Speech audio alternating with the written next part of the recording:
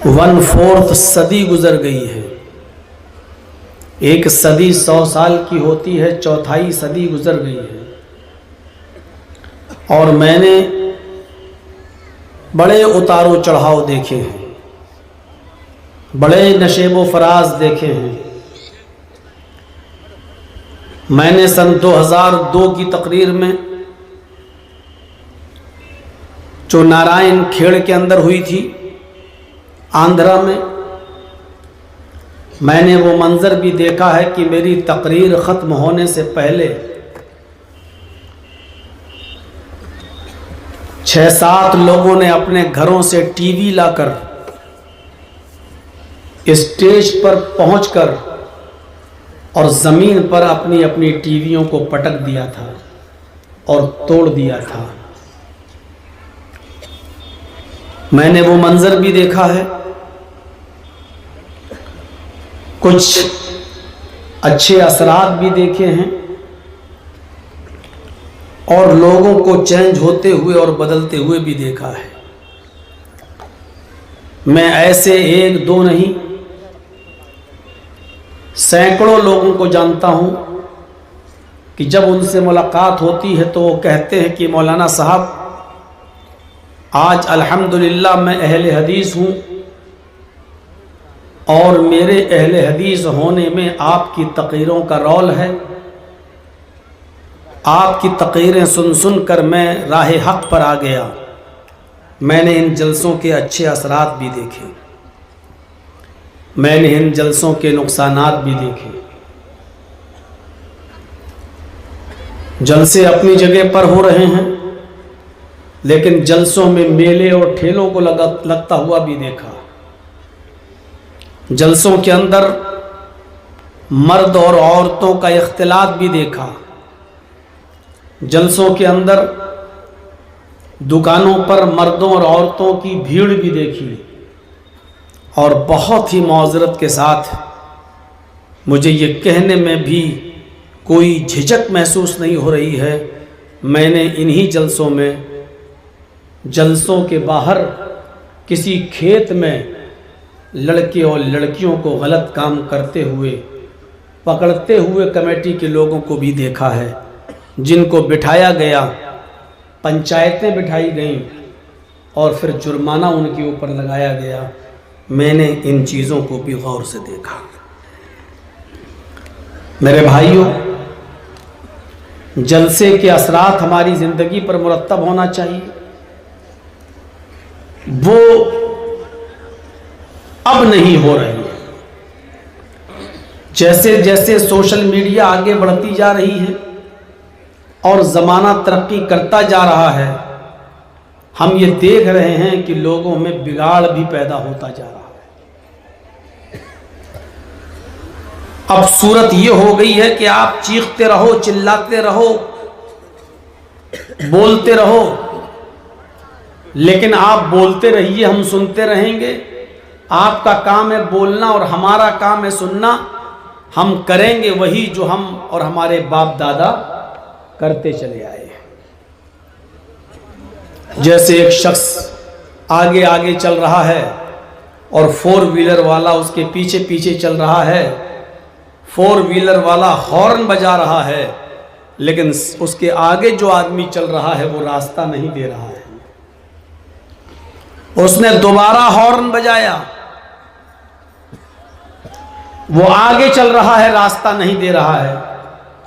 اس نے تیسری بار، چوتھی بار، 5ویں بار بھی ہارن بجایا، لیکن آگے والا آدمی سن ہی نہیں رہا ہے، بس چلے چلا جا رہا ہے۔ ڈرائیور کو غصہ آیا، گاڑی سے اترا، اس آدمی کو پکڑا اور کان پر ایک تھپڑ لگایا، کمینے میں کب سے ہارن دے رہا ہوں، تم سن نہیں رہے ہو؟ اس آدمی نے کہا کہ مجھے کیوں مارا؟ کہا کہ میں کب سے ہارن بجا رہا ہوں، تمہیں سنائی نہیں دے رہا ہے؟ راستے سے کیوں نہیں ہٹتے ہو؟ اس آدمی نے جواب دیا، بھائی تم اتنی زور زور سے ہارن بجا رہے تھے کہ میرے کان سن ہو چکے تھے، مجھے سنائی نہیں دے رہا تھا۔ اتنی زور زور سے آپ نے ہارن بجایا کہ ہمارے کانوں کے پردے سن ہو گئے، مجھے سنائی نہیں دے رہا ہے۔ آپ کتنی بار ہارن بجایا مجھے نہیں معلوم، میں کیسے ہٹتا جب مجھے سنا ہی نہیں دے رہا ہے۔ اسی سے ملتی جلتی کیفیت کچھ ہماری ہو چکی ہے۔ کتنے مولوی بولتے ہیں، چیختے ہیں، چلاتے ہیں، قرآن کی آیتیں پڑھتے ہیں، جہنم کا ذکر کرتے ہیں، عذاب قبر بیان کرتے ہیں، رو رو کر جہنم کے حالات کا تذکرہ کرتے ہیں، قیامت کی نشانیاں بتاتے ہیں، لیکن ہم سنائی نہیں دے رہا ہے ہمیں، ہمارے کان سن سن کر پک چکے ہیں، ہمیں پتہ ہی نہیں چلتا کہ جلسوں میں کیا کہا جا رہا ہے۔ بھیڑ تو ہوتی ہے، لوگ تو آتے ہیں، تقریریں تو سنتے ہیں، باتیں تو سنتے ہیں، لیکن جیسے ہارن کی آواز سن سن کر آگے چلنے والے کا کان سن ہو چکا، ایسے ہی مولویوں، عالموں، مقرروں، خطیبوں کی تقریریں سن سن کر ہمارے کان بھی پک چکے ہیں۔ ہمیں بھی کچھ سمجھ میں نہیں آتا ہے کہ ہمیں کیا عمل کرنا ہے اور کیا عمل نہیں کرنا ہے۔ آج یہی صورت ہے۔ ایک بیماری ہے جس کو بولا جاتا ہے ڈائریا، جس میں انسان کو لوز موشن ہو جاتا ہے، جو کچھ بھی کھاتا ہے وہ پیٹ کے راستے سے باہر نکل جاتا ہے، اس کو پانی کی طرح لیٹرینیں ہوتی ہیں، اور جو کچھ بھی کھایا وہ باڈی کو نہیں لگتا، اس کا بلڈ نہیں بنتا، جو کھایا وہ پیٹ میں گیا اور لیور کا فنکشن اس کا بگڑا ہوا ہے، اس لیے لوز موشن کی شکل میں وہ دوسرے راستے سے جو کچھ بھی کھایا وہ باہر آ گیا۔ اس بیماری کو کہا جاتا ہے ڈائریا۔ انسان جو کھائے وہ اس کے بدن میں نہ لگے، انسان جو کھائے ایک راستے سے اور دوسرے راستے سے باہر نکل جائے، اس کی طاقت، انرجی انسان کی باڈی میں نہ لگے، تو اس بیماری کو کہا جاتا ہے ڈائریا۔ جس طرح ڈائریا میں انسان جو کھاتا ہے وہ دوسرے راستے سے باہر نکل جاتا ہے، ہمیں بھی کانوں کا ایک ڈائریا ہو گیا ہے۔ ہم ایک کان سے سنتے ہیں اور دوسرے کان سے باہر نکال دیتے ہیں۔ جرجیت صاحب کیا بول رہے ہیں؟ ہم ایک کان سے سن رہے ہیں، جلسہ ختم ہوا، دوسرے کان سے ہم نے نکال دیا، اس کا اثر کل ہماری زندگی پر نہیں رہے گا۔ جیسے جو ہم نے کھایا اس کی انرجی، اس کی طاقت ہماری باڈی کو نہیں لگتی، ایسے ہی جو بولا ہے اس کا اثر ہمارے دل کو نہیں ہوتا ہے۔ ایک کان سے سنا اور دوسرے کان سے ہم نے نکال دیا، ہمیں کانوں کا ڈائریا ہو گیا ہے۔ ہم سنتے تو ہیں لیکن اس کو اپنے دل میں نہیں بٹھاتے اور اس کے مطابق عمل نہیں کرتے، اس کو اپنی زندگی پر نافذ نہیں کرتے، بلکہ ہم دوسرے کان سے اس کو نکال دیتے ہیں۔ میرے پیارے ساتھیوں، یہی چیز سب سے زیادہ نقصان دہ ہے۔ ورنہ اگر کسی انسان کی فطرت میں زندگی ہو تو 25 سال کا زمانہ ایک زمانہ ہوتا ہے۔ انسان ایک بات ہی کافی ہے اس کی زندگی کے عمل کرنے کے لیے۔ یہاں تو 25 سال کی زندگی گزر چکی ہے، تقریروں کی دنیا میں جہیز ابھی ختم نہیں ہوا، جوا ابھی ختم نہیں ہوا، شراب اپنے زور و شور پر ہے، ساری برائیاں ہمارے معاشرے کے اندر ہے، بے پردگی عام ہو چکی ہے، اور بے حیائی کی حالت تو یہ ہے کہ ہماری بیٹیوں اور بہنوں کے جسم سے کپڑے اتر چکے ہیں، شارٹ کپڑوں میں انسٹاگرام پر آ کر، ٹک ٹاک پر آ کر، گندی ویڈیو بنا کر اپلوڈ کر کے آج وہ ہزاروں روپیہ کما رہی ہیں۔ اور آؤ ہمارے لکھنؤ کی طرف تو آپ کو بڑے بڑے حاجیوں، بڑے بڑے نمازیوں، بڑے بڑے ملا اور مولویوں کی بیٹیاں بھی جن کے سروں سے دوپٹے اتر چکے ہیں، بے حیائی کا لبادہ وہ پہن چکی ہیں، اور لیگیوں میں، اسکلٹوں میں، برا میں اور پینٹیز میں وہ اپنی انسٹاگرام پر ویڈیو کو اپلوڈ کر رہی ہیں۔ جب حاجیوں کی، نمازیوں کی، حافظوں کی، قاریوں کی، مولویوں کی بیٹیوں کا جب یہ حال ہو تو پھر میرے بھائیوں امیدیں کس سے لگائی جائیں اور کس سے امید کی جا سکتی ہے کہ ہماری بیٹیوں کو کی اصلاح وہ کرے گا؟ قابل غور ہے اور مقام غور ہے۔ ہاں تو میرے بھائیوں، فطرت میں زندگی ہو تو 20-25 سال کی زندگی اہمیت نہیں رکھتی، جملہ کافی ہے انسان کی زندگی کے عمل کرنے کے لیے، ایک جملہ۔ غور کرو کہ ایک آدمی رکشہ چلا رہا تھا، دن بھر رکشہ چلاتا تھا، دن بھر، اور محنت و مزدوری کر کے وہ اپنے گھر آتا ہے۔ سنیے، دن بھر محنت و مزدوری کر کے وہ کما کر اپنے گھر لاتا ہے، اور اسی سے کھانا بنتا ہے، اسی سے سبزی آتی ہے، دال آتی ہے۔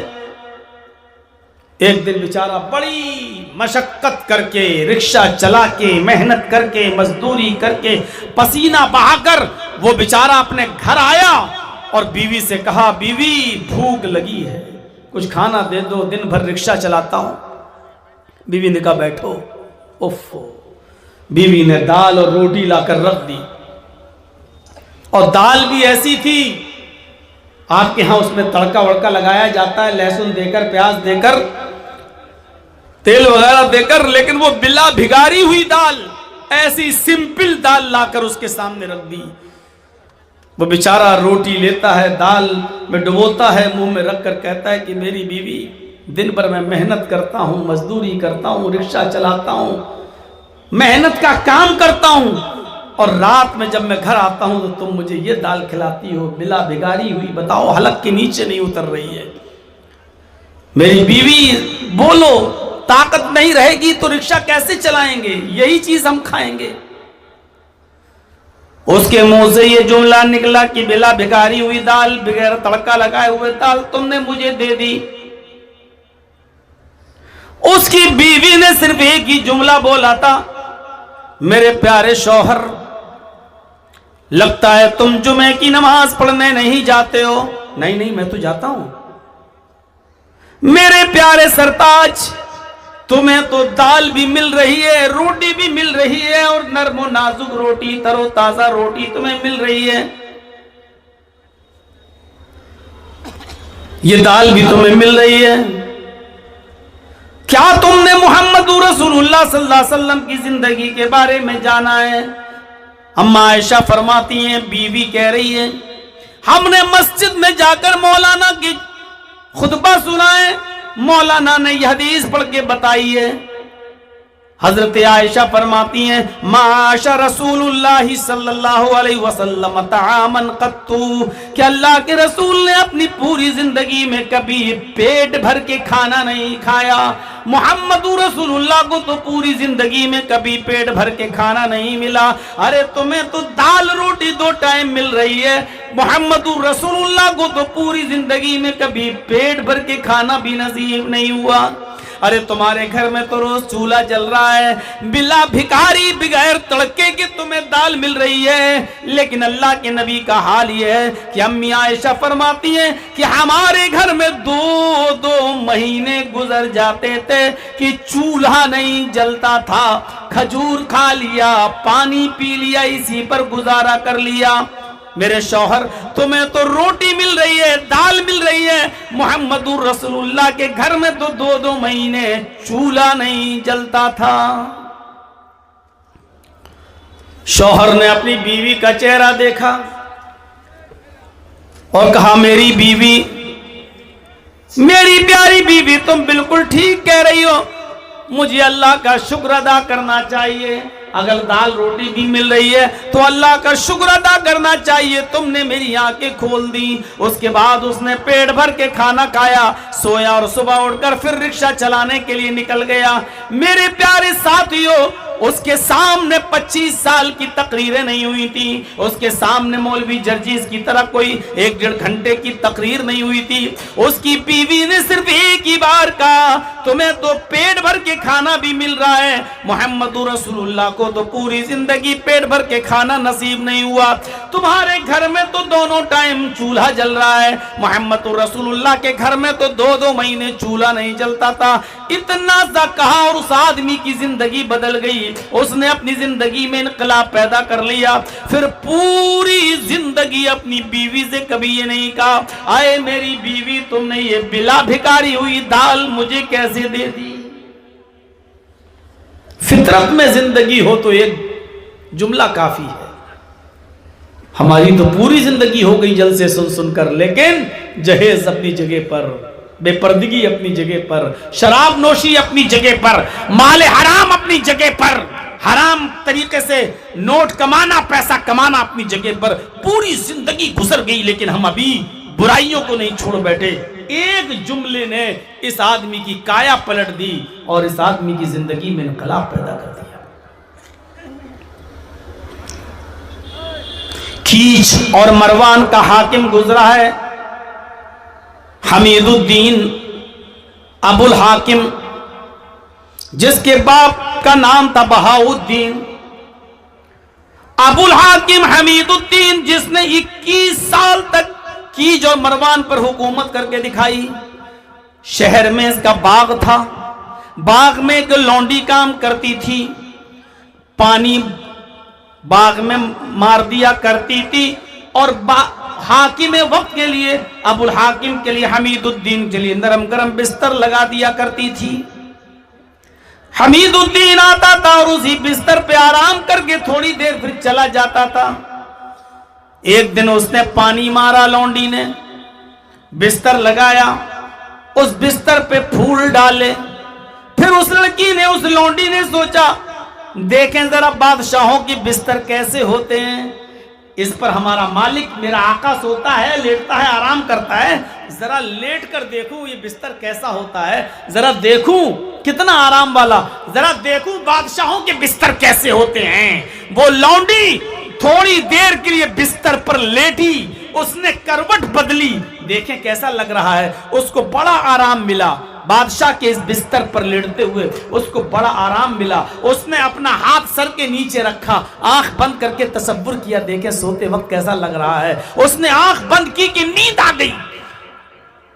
تھوڑی دیر کے بعد بادشاہ آ گیا، ابو الحاکم آ گیا، حمید الدین آ گیا۔ اس نے کوڑا نکالا اور اپنی لونڈی کو اپنے بستر پہ سوتے ہوئے دیکھا تو اس نے وہ کوڑا اس لونڈی کے جسم پہ مار دیا، اور جیسی کوڑا اس لونڈی کے جسم پہ مارا، ایک ہی کوڑے کی تکلیف سے لونڈی اٹھ گئی، جلدی سے اٹھی، اس نے جلدی سے چادر اوڑھی اور سیدھے بستر سے الگ ہٹ کر کھڑی ہو جاتی ہے۔ ابو الحاکم نے کہا میرے بستر پر تیری ہمت کیسے ہوئی لیٹنے کی؟ یہ بستر میرا ہے، بادشاہ کا، حاکم وقت کا، اور تو لیٹ گئی؟ تیری معمولی لڑکی، معمولی لونڈی، تو میرے بستر پر کیسے لیٹی؟ اس نے کہا آقا نہیں، میں لیٹنا نہیں چاہتی تھی، میں سونے کا ارادہ نہیں تھا، بس میں دیکھنا چاہتی تھی کہ بادشاہوں کے بستر کیسے ہوتے ہیں، آرام کتنا ہوتا ہے، بس دیکھنا چاہتی تھی۔ وہ تو اچانک نیند آ گئی۔ کھڑی ہو جا، کھڑی کر دیا۔ ایک کوڑا مار چکا تھا پہلے، ایک اور مارا، چادر پھٹ گئی، ایک اور مارا، چادر دوسری جگہ سے پھٹ گئی، ایک اور مارا، چادر تیسری جگہ سے پھٹ گئی، ایک اور مارا، کھال دکھنے لگی، ایک اور مارا، کھال پھٹ گئی، ایک اور مارا، اس کھال سے خون گرنے لگا۔ مارتے مارتے اس نے 10 کوڑے پورے کیے، لیکن ایک عجیب کیفیت، وہ کوڑا مارتا جاتا اور لونڈی مسکراتی جاتی، پھر دوسرا کوڑا مارتا، وہ اور زیادہ مسکراتی، تیسرا کوڑا مارتا، اس کے جسم سے خون نکل رہا ہے لیکن لونڈی پہلے سے زیادہ تیز مسکراتی۔ چھٹا، ساتواں، 8واں کوڑا پڑا تو اس کی مسکراہٹ ہنسی میں بدل گئی۔ 9واں اور 10واں کوڑا مارتے مارتے اس لڑکی کی ہنسی زور سے نکل گئی، یہ قہقہے میں ہنسنے لگی۔ ابو الحاکم نے کہا کہ میں تجھے ہنسنے کے لیے مار رہا ہوں کیا؟ میں تو تکلیف دینے کے لیے تجھے مار رہا ہوں اور تو ہنس رہی ہے، کیا میری مار سے تجھے تکلیف نہیں ہو رہی ہے؟ میں اتنے کوڑے تجھے مار رہا ہوں، کیا تجھے تکلیف نہیں ہو رہی ہے؟ اس نے کہا بادشاہ، اے ابو الحاکم، میرے مالک، میرے آقا، جب تو تکلیف دینے کے لیے مار رہا ہے تو مجھے تکلیف کیوں نہیں ہوگی؟ تیرے ہر کوڑے سے مجھے تکلیف ہو رہی ہے، بلکہ ایک کوڑے کے بعد دوسرا کوڑا مجھے اور زیادہ تکلیف دیتا، اس کے بعد والا کوڑا مجھے اور تکلیف دیتا، پھر اسی زخم پر خون گرتے ہوئے اسی پر ایک اور کوڑا پڑتا تو وہ اور زیادہ تکلیف دیتا، پھر تو ہنس کیوں رہی ہے؟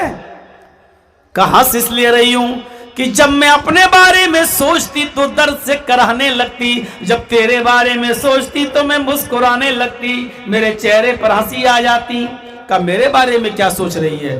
کہا میں یہی سوچ رہی ہوں کہ تھوڑی سی دیر تیرے بستر پر میں نے آرام سے کیا نیند پا لی، تھوڑی دیر کے لیے تیرے بستر پر میں آرام سے کیا سو گئی، تھوڑی دیر کے لیے تیرے بستر پر میں کیا چلی گئی، تھوڑی دیر کے لیے تیرے بستر پر میں نے آنکھ کیا ماری، ہلکی سی نیند کیا لی کہ تیری عدالت میں مجھے یہ سزا مل رہی ہے کہ میرے جسم کو لہو لہان کر دیا، میرے جسم کو چھلنی چھلنی کر دیا، میرے جسم سے خون کے قطرے گرنے لگے۔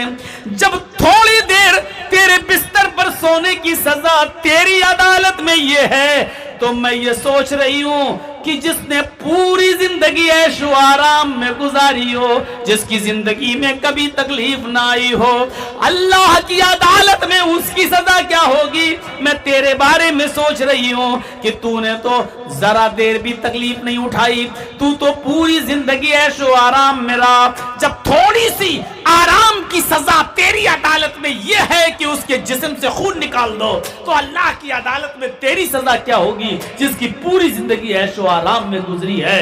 بس ایک جملہ بولا اس لونڈی نے، اس باندی نے، اس خادمہ نے، ابو الحاکم حمید الدین کے دل پہ اثر کر گیا۔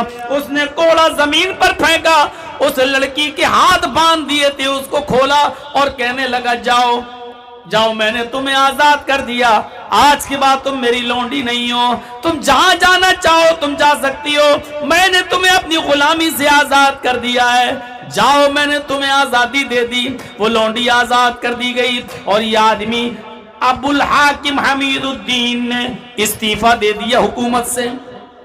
21 سال تک حکومت کی اور 21 سال کے بعد آج استعفیٰ دے دیا، اور اس کے بعد علماء کی صحبت میں بیٹھ گیا، بڑے بڑے مولویوں کی صحبت میں بیٹھ گیا اور دعوت و تبلیغ کا فریضہ انجام دینے لگا اور گمنامی کی زندگی گزارنا شروع کر دیا۔ ایک دن آتا ہے کہ بیماری نے پکڑ لیا اور اس کا انتقال ہو گیا۔ انتقال کہاں ہوا پتہ نہیں، دفن کہاں کیا گیا پتہ نہیں۔ حاکم تھا، 21 سال تک حکومت چلائی، لیکن اس لونڈی نے کہا اللہ کی عدالت میں تیری سزا کیا ہوگی جس کی پوری زندگی عیش و آرام سے گزری۔ بس ایک ورڈ نے، ایک جملے نے اس کی زندگی بدل دی اور وہیں سے نکلا اور گمنامی کی زندگی گزارا، پوری زندگی لوگوں کو دعوت و تبلیغ میں دیتا رہا، ایک اللہ کی عبادت کی طرف بلاتا رہا، اپنے آپ کو گمنام کر لیا، کسی کو نہیں بتاتا تھا کہ میں حاکم وقت ہوں، میں بادشاہ رہ چکا ہوں، کسی کو نہیں بتاتا تھا، بس ایک اللہ کی طرف بلانا، نماز پڑھنا، اپنے گھر میں چلا جانا، اللہ کی طرف دعوت دینا، نماز پڑھنا اور اپنے گھر میں گھس جانا۔ مرتا ہے تو کسی کو پتہ نہیں چلتا، اور جب مٹی ہوئی تو پتہ نہیں چلا کہ کس کی مٹی دی جا رہی ہے اور کس کو دفن کیا جا رہا ہے۔ میرے بھائیوں، فطرت میں زندگی ہو تو زندگی بدلنے کے لیے ایک جملہ کافی ہے، ایک ورڈ کافی ہے، اور جس کی فطرت میں زندگی نہ ہو اس کو پورے 25 سال تک سمجھاتے رہو، اس کے اوپر کوئی فرق نہیں پڑے گا، ایک کان سے سنے گا اور دوسرے کان سے اڑا دے گا۔ ہر انسان کو اپنی فکر کرنی چاہیے، ہر انسان کو۔ آج زمانہ ایسا ہے، آج لوگ یہ کر رہے ہیں، آج حالات یہ ہیں، آج لوگ یہ کر رہے ہیں، آج شراب اتنی پی جا رہی، چوری اتنی۔ ہر انسان اگر اپنے آپ کو سنبھالنے لگے، ہر انسان اگر آج اپنے آپ کو دیکھنے لگے تو اپنی اصلاح ہو جائے گی۔ آپ دوسروں سے پہلے اپنی اصلاح کرنا شروع کر دیں، سب کی اصلاح ہو جائے گی۔ ہوائی جہاز پر کبھی اڑیے تو آپ کو ایئر ہوسٹس کہے گی کہ ہوا کا دباؤ کم ہونے پر یہ آکسیجن ماسک اپنے آپ کی کرسی کے نیچے آ جائیں گے، اپنے ناک اور منہ پر اچھی طرح ڈھک کر سانس لیتے رہیں۔ دوسروں کی سہایتا کرنے سے پہلے اپنا نقاب، اپنا ماسک خود اچھی طریقے سے پہنے، دوسروں کی مدد کرنے سے پہلے اپنا ماسک اچھی طریقے سے لگا کر اچھی طرح سانس اور منہ ڈھک کر سانس لیں۔ یہ آپ کو ایئر ہوسٹس بولتی ہوئی نظر آئے گی، ہر ایروپلین میں یہ بولا جاتا ہے، دوسروں کی سہایتا سے پہلے اپنا ماسک اچھی طریقے سے پہنے۔ آپ کی سانس خود کم ہو رہی ہے اور دوسروں کو آپ زندگی دینا چاہتے ہیں، آپ کا خود دم گھٹ رہا ہے، دوسرے کو آپ بچانا چاہ رہے ہیں، آپ خود بیمار ہیں اور دوسروں کی بیماری کی فکر کر رہے ہیں، آپ کو خود کینسر ہے لیکن دوسرے کو آپ بچانا چاہتے ہیں۔ آج حالات یہ ہو چکے ہیں میرے بھائیوں، انسانوں کو دوسروں کو برائیوں سے روکنا اچھی بات ہے، لیکن پہلے ہر انسان کو اپنے آپ کو برائیوں سے روکنا چاہیے۔ حضرت حذیفہ ابن یمان کو جب اللہ کے نبی صلی اللہ علیہ وسلم نے مدینے میں منافقوں کی لسٹ دی، اور سنیے بڑا زبردست اور دلچسپ واقعہ میں سنا رہا ہوں آپ کو۔ حضرت حذیفہ ابن یمان کو جب اللہ کے نبی نے مدینے کے منافقین کی لسٹ دی کہ مدینے میں اتنے لوگ منافق ہیں، اور انہوں نے نام پڑھ لیے، یہ نام پڑھ لیے۔ فرمایا ہاں اللہ کے نبی میں نے نام دیکھ لیے۔ فرمایا اے حذیفہ اس لسٹ کو اپنے پاس رکھنا، اور میری طرف سے یہ نصیحت ہے تمہیں، ہو سکتا کہ میں زندگی میں وفا نہ کرے، میرا انتقال ہو جائے۔ آئے حذیفہ ان ناموں کو کسی کے سامنے ظاہر مت کرنا، کسی کو پتہ نہ چلنے پائے کہ مدینے کے منافقوں کی لسٹ میں نے تمہیں دی ہے، کسی کو پتہ نہ چلے۔ لیکن پورے مدینے میں یہ سب کو معلوم ہو گیا کہ اللہ کے نبی صلی اللہ علیہ وسلم نے حذیفہ ابن یمان کو ایک لسٹ دی ہے منافقوں کی، لیکن لسٹ میں کن کے نام ہے یہ کسی کو نہیں معلوم۔ ہر آدمی یہ چاہتا تھا کہ مجھے یہ پتا چل جائے کہ اس لسٹ میں میرا نام تو نہیں ہے، ہر ایک آدمی کوشش کرتا تھا کہ مجھے پتا چل جائے کہ اس لسٹ میں میرا نام تو نہیں ہے۔ دوسروں کی فکر نہیں ہو رہی ہے، ہر آدمی کو یہ تھی کہ اس میں میرا نام تو نہیں ہے، اس میں میرا نام تو نہیں ہے۔ میرے پیارے ساتھیوں، لیکن حضرت حذیفہ ابن یمان کسی کو نہیں بتایا کرتے تھے۔ وہ کہتے تھے کہ لوگوں مجھے نہیں معلوم، میں نہیں بتا سکتا اس لسٹ میں تمہارا نام ہے یا نہیں ہے۔ مدینے میں کون منافق ہے کسی کو پتہ نہیں چلتا تھا۔ منافق کا پتہ لگانے کے لیے لوگ یہ دیکھتے تھے جب مدینے میں کسی کا انتقال ہو جاتا تھا، جب مدینے میں کسی کا انتقال ہو جاتا تھا تو اس کی مٹی کے وقت، اس کی نماز جنازہ کے وقت اور قبرستان میں دفن ہونے کے وقت یہ دیکھا جاتا تھا کہ دیکھیں حذیفہ ابن یمان اس مٹی میں شامل ہو رہے یا نہیں، آج فلاں آدمی انتقال کر گیا ہے، دیکھیں اس کی مٹی میں حذیفہ ابن یمان آتے ہیں یا نہیں۔ اگر حذیفہ ابن یمان کسی صحابی کے مرنے کے بعد، ان کے انتقال کے بعد اگر ان کی مٹی میں شامل ہو جاتے تھے تو سمجھا جاتا تھا کہ مرنے والا مومن ہے۔ اور اگر کسی صحابی کے انتقال کے بعد، کسی شخص کے انتقال کے بعد اگر حذیفہ ابن یمان مدینے میں ہونے کے بعد بھی وہ مٹی میں نہیں آتے تھے اور قبرستان میں دفن کرنے نہیں جاتے تھے تو یہ سمجھا جاتا تھا کہ مرنے والا منافق ہے۔ کیوں؟ کیونکہ حذیفہ ابن یمان مومن کی مٹی میں آتے ہیں، منافق کی مٹی میں نہیں آئیں گے۔ جو اب منافق ہوگا مر گیا اس کی مٹی میں تھوڑی آئیں گے، منافق کو قبرستان میں دفن کرنے کیوں آئیں گے، اس کی نماز جنازہ کیوں پڑھیں گے۔ تو یہ دیکھا جاتا تھا کہ کسی کے انتقال کے بعد دیکھیں فلاں آدمی تو مر گیا، اب حذیفہ ابن یمان آتے ہیں کہ نہیں آتے ہیں اس کا جنازہ پڑھنے کے لیے، دیکھیں آتے ہیں کہ نہیں آتے ہیں اس کی مٹی میں شامل ہونے کے لیے۔ اگر آتے تھے تو مرنے والے کو مومن سمجھا جاتا تھا، اور نہیں آتے تھے تو مرنے والے کو منافق سمجھا جاتا تھا۔ لیکن حذیفہ ابن یمان کسی کو بتاتے نہیں تھے کہ لسٹ میں اس کا نام ہے کہ نہیں۔ ایک دن حضرت عمر فاروق ان کو اپنے گھر لے گئے اور ناشتہ کرایا جم کے، کھجور کھاؤ، قہوہ پیو، اچھے سے اچھا کھلایا پلایا، اور جب مہمان نوازی کر لی تو کہا حضرت عمر نے حذیفہ جانتے ہو میں نے تمہاری دعوت کیوں کی؟ کہا نہیں۔ آئے حذیفہ یہ میرا گھر ہے، میں نے تمہیں اچھے سے اچھا اپنی طاقت کے مطابق کھلایا پلایا۔ کہا کہ ٹھیک الحمدللہ، اللہ تعالیٰ آپ کو برکت دے۔ کہا حذیفہ اس میرے گھر میں میرے علاوہ اور تمہارے علاوہ کوئی نہیں ہے۔ کہا اے امیر المومنین آپ بالکل ٹھیک کہہ رہے ہیں، ہم ہیں اور آپ ہیں، تیسرا کوئی نہیں ہے۔ فرمایا اے حذیفہ آج صرف مجھے اتنا بتا دو، میں دوسرے کے بارے میں نہیں جاننا چاہتا، مجھے دوسرے کی کوئی فکر نہیں ہے، میں تمہیں اپنے گھر میں اس لیے لایا ہوں، اچھے سے اچھا کھلایا پلایا ہوں، صرف یہ جاننے کے لیے میں تمہیں اکیلے میں اپنے گھر میں لایا ہوں کہ صرف اتنا مجھے بتا دو کہ محمد رسول اللہ صلی اللہ علیہ وسلم نے جس لسٹ میں منافقوں کے نام لکھ کر تمہیں دیے تھے، اور اس لسٹ میں مدینے کے جن منافقوں کے نام تمہیں بتائے تھے اور کہا تھا کہ اس کو کسی کو مت بتانا، آئے حذیفہ میں یہ نہیں کہتا ہوں کہ اس میں کتنے لوگوں کے نام ہیں، میں نہیں پوچھنا چاہتا، میں یہ بھی نہیں جاننا چاہتا کہ مدینے کے لسٹ میں کون کون ہے، میں یہ بھی نہیں پوچھ رہا ہوں تم سے، میں صرف اتنا جاننا چاہتا ہوں کہ اللہ کے رسول نے مدینے میں جتنے منافقوں کے نام تمہیں لکھ کر دیے تھے، اے حذیفہ ان ناموں کی لسٹ میں میرا نام ہے یا نہیں، عمر فاروق کا نام ہے یا نہیں، اللہ کے رسول نے جو نام تمہیں بتائے تھے ان ناموں میں میرا نام لکھا یا نہیں لکھا، اگر لکھا تو بتاؤ تاکہ میں توبہ اور استغفار کر کے اپنی منافقت دور کر لوں، اور اگر نہیں ہے تب بھی بتاؤ تاکہ میں اللہ کا شکر ادا کروں۔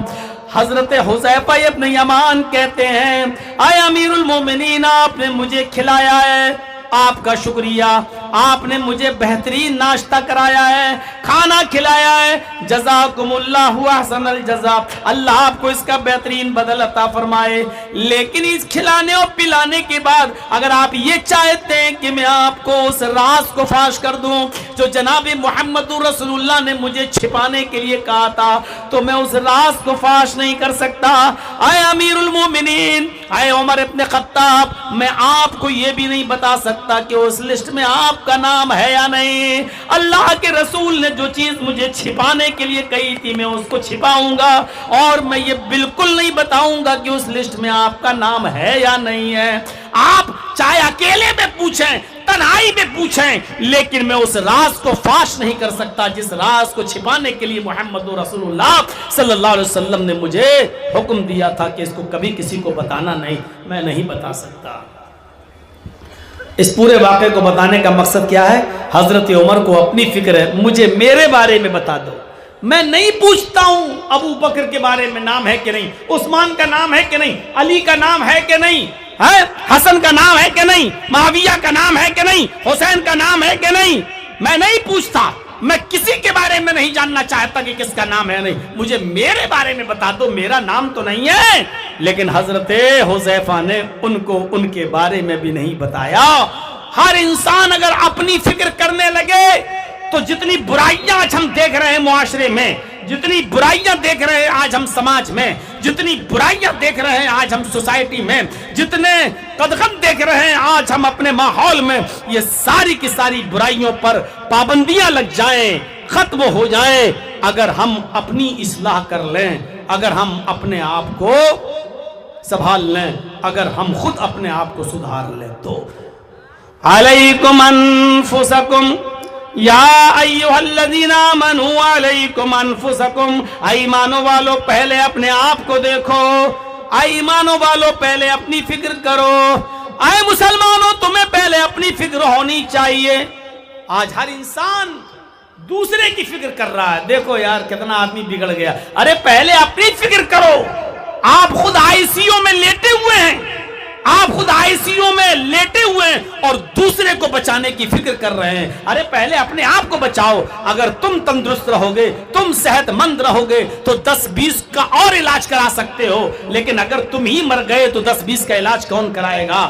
اس لیے پہلے اپنے آپ کو دیکھو، پہلے اپنی فکر کرو۔ تو میرے پیارے ساتھیو، فطرت میں زندگی ہو تو ایک جملہ کافی ہے، اور فطرت میں زندگی نہ ہو تو پوری زندگی بھی سناتے رہو، کوئی فرق نہیں پڑے گا، کوئی فرق نہیں پڑے گا۔